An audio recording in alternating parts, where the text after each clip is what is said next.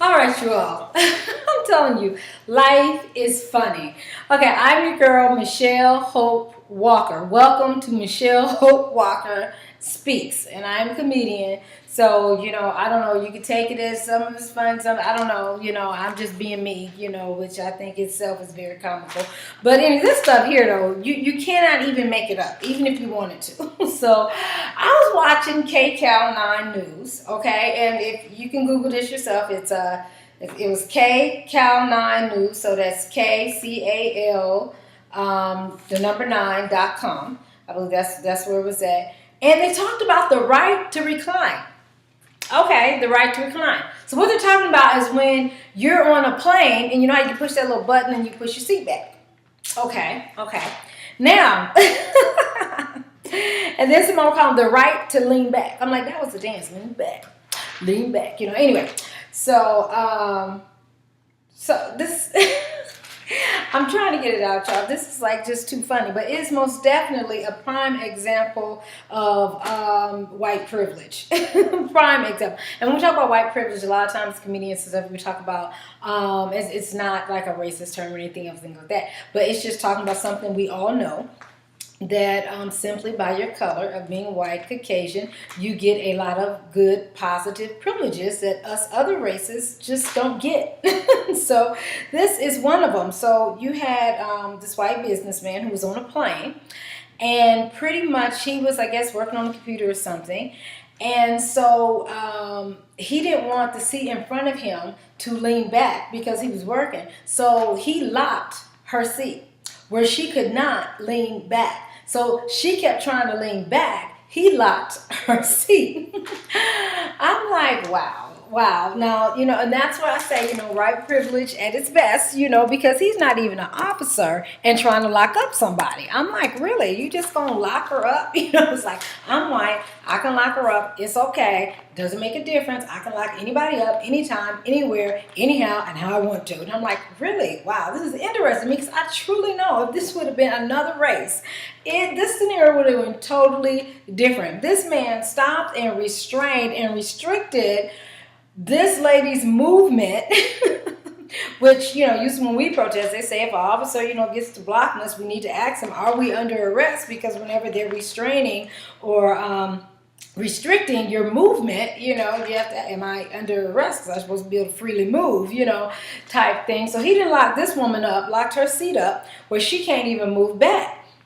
Now, the other funny part to it is when she gets mad, he just does not understand. He doesn't understand why she got mad. He said, well, evidently she just must not have been happy. Well, no, sir. You locked her seat up where she couldn't move back. You didn't ask her nothing. You just locked her seat up. Just like, really? So, okay, so again, the scenario is, okay, so he didn't put this lock on her seat where she cannot move back, and I'm still curious on the race of this lady who so if anybody knows that one, I don't know, call me, Google me, I don't know, something, let me know. I'm just interested, because, yes, we want this rainbow society that everybody's just judged off of, who they are and their character, and we're really working towards that, but we really know that we're not there yet, and so it's just interesting, so here he is, had blocked her seat. So I'm guessing she may have asked him to remove it off, that she can't move her seat back. So she calls for the flight attendant, and the flight attendant comes over, and the flight attendant is so intrigued with how he locked her. So before the flight attendant, from what I'm understanding, even asked him to take the lock off, she's asking him, how did you do that, sir? That is, oh my gosh, that is so unique. Sir, how did you lock her seat? Can you please tell us? We want to know that. I mean, like, they want to know, how can we lock these people up so they don't get up? I don't know. I'm just like, they were like so intrigued, So he goes into this discussion of how he, told the flight attendant how he, what he used to lock the seat. Now, after a while into watching this segment on the news, I'm trying to figure out, am I watching the news or am I watching an infomercial? Because then also on the news, the reporter asked him, sir, So what is this product? Well, what is this product that you use to be able to lock the seat up? And so he said it is a knee defender. And he gets to talk. She said, well, what is a knee defender? And he gets to talk, well, see, you just take the knee defender and you use this and you lock up the seat. And you know, because if you're working, you don't want anybody leaning. And I'm sitting up here like, really? I'm like, really? So not only did you lock somebody's seat and restrict somebody from their movement, you are also getting a interview infomercial about your product that maybe his product that he made or maybe he has invested in. I'm like, this is white privilege at its best. I mean, honestly, because I'm just sitting here like, I really don't see that, DeAndre Jones, and please don't let it have been, a Middle Eastern or something of the sort, that would have been in that position. And as we look at how that scenario could have been different, you know what I'm saying? And that's just my thing. And that's when we talk about justice for all and all lives matter. Because I'm sitting here like, how is this man able to do all this? And we all know that if this would have been another race of person, they would have stopped the plane, turned the plane back around, locked the man down, restrained him and everything else. But this man is able to do all these different things that are not right and then get away with it and then get a chance to do a story, have his family on the news with it, on how he taught them a lesson through this of anger management. And I'm like, that I know of, and I don't know. Again, you give me some more information. So I just caught this segment of it. So I don't know if he did end up, getting file charges or something. But it didn't really seem like whatever was done to him didn't seem like it was really that bad. So again, let me take you back to you. Help me stay on point and track. But let's go back to again. So the flight attendant comes, from what I understand, and is asking him and intrigued on how he locked the seat. And so he's explaining this to her. And so then, she asks him to take it off. And he does take it off. So he talks about, I took it off. But so when he takes it off, then the lady who's sitting in the seat, she keeps throwing her seat back. I guess she's like, you restricted my movement. I'm bringing my seat all the way back. And so then they go on a tug where he's pushing the seat up and she's pulling the seat back and he's pushing the seat up. And then finally, from somewhere in the picture, she gets up and throws her drink on him. And he is, the other part of it, he just could not understand why she was so mad. I just don't understand why she was so mad. I mean, duh, you restricted her movement. I mean, and so then to sum it all up, they're asking, well, don't you think people have a right to, lean their seat back, And he said, basically his answer pretty much is not without my consent. So basically he was saying, again, white privilege at its best, so in other words, we can't do anything without the white businessman's perspective and thought and consent on what we do. And we see that these days. I mean, we do. It could be a different races have stuff all together and it'd be really, really good. But, for whatever reason, we would feel like that we have to bring in, someone of the color that's white to really confirm and validate, things. We joke about that all the time. So none of the stuff that I'm saying is new. And of course, like I say, you all know I'm not, being racist or anything, but it's a joke, but it's real. It's just like so real because again, when you look at could any other race had done this, sat here and did all, without being arrested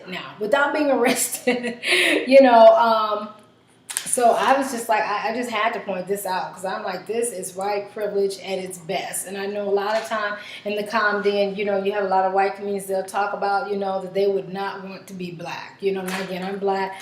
Well, I mix with a lot of different things, but still I'm black, because any little ounce of color you got, you consider black. So, I'm black, but, on how they see the injustice that is done to us all the time. And so they even joke about it themselves. They're, yes, they enjoy their white privilege. But then I got to think about, I don't even know if it's just a white privilege. Because again, he was a white businessman. They made sure that they said that in the news report. So that's also interesting how people report the news. Because I still think about if it was DeAndre Jones and he had on his tennis shoes and maybe his hat cocked to the back or something of the sort, would that scenario just been a little bit different? Now, I think it would. I mean, I don't know. We all can have our thoughts on how we think it may have been. But we know it would not have gone this well where he would have, I don't know if he was escorted off. I still, got to get the pieces of all that. But I do know what I seen on TV, and that was that he got his own little infomercial type show talking about his knee defender and how he locked the seat. And so he restricted the movement of someone else, but somehow he ended up acting like he was the victim out of all of this because he was trying to work and the seat was coming back and he don't want the seat going back. And so then even the news supported him on saying, well, you know what, the seat area is a little bit small. They even got Dr. Phil on what the seat area is. I'm like, really? So it is amazing on how just depending on what race does certain things and the income of the race that are doing these certain things, on how everybody just joins in and whatever they say, everybody just agrees with it. And it's like, yeah, you know, you got a point. You're right, sir. You're right. You know, so that's why even I have to even look at it. I can't even per se say that it could just been the race because, again, if it would have been a white person, Caucasian that was poor, because, again, we also have that class type, that social economical type depression and oppression too, where if you poor and don't have money, they really don't care what race you are. They're putting you down and dogging you out and you getting treated unjustly as well, regardless of your race. So again, I mean, I just found this so intriguing. I think what it says, his name was, let's see, because I have my little notes out here too, James Beach or something like that. I didn't see the total spelling of how they, you know, but basically he started a fight and he got all kind of publicity out of it. Was able to broadcast his, you know, product, you know, whatever the case might be. Again, only in America, only can you be white and do that, because I really feel like if it was somebody black or somebody Middle Eastern or somebody of another race and somebody that was poor, because again, he was dressed in his business suit. And again, nothing against the guy. I mean, he has a right to express his thoughts, opinion, talk with opinion. It's okay. I mean, but again, I'm a comedian, so that's just what I do. And I sit and I do a lot of observing things. And it's just funny on, you know, how certain things are okay for certain groups of people and not okay for others. You know, I feel like if it would have been somebody black when they're doing this, first thing they would have been calling in on, okay, we have somebody that, you know, would have been, you know, DeAndre Jones, African American male, and they're talking about, well, she got her seat back, and so I'm locking her seat.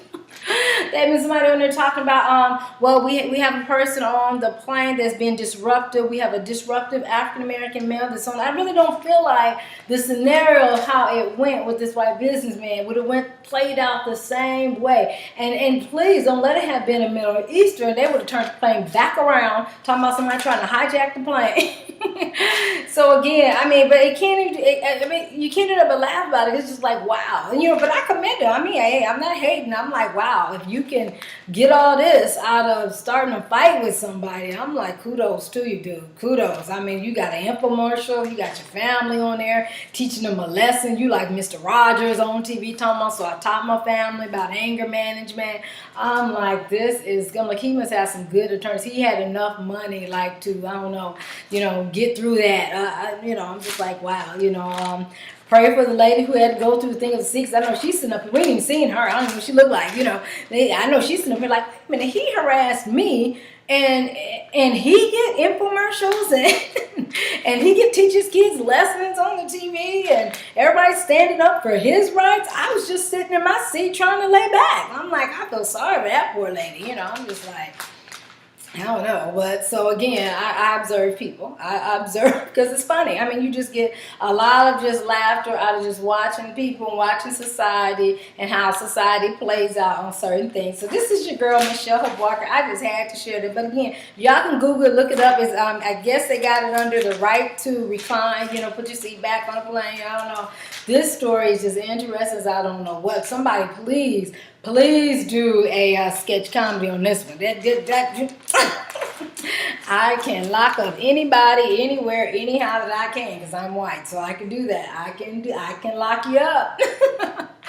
Woo, too funny to me. Okay, so I'm Michelle Hope Walker. This is your girl. Continue to do what God has called and told you to do, and please stay prayed up that nobody will try to lock somebody. I don't care what your race is or whatever the case might be. Please treat all people with respect. If you're on the plane, I mean, you know, somebody just politely just ask them, you know, I'm trying to work. Can you sit up a little bit? I mean, but, you know, don't lock them up. Don't lock them up. Don't lock their seat up, you know. But anyways, Yes, this is your girl, Michelle Hope Walker. You can call me at 323-338-6580. You can Twitter me at Hope_Speaks. You can Google me, Michelle Hope Walker Speaks. You can subscribe to my YouTube, Michelle Hope Walker Speaks. God bless. Have a great day. Keep it real. Keep God first. And please keep watching people and laughing.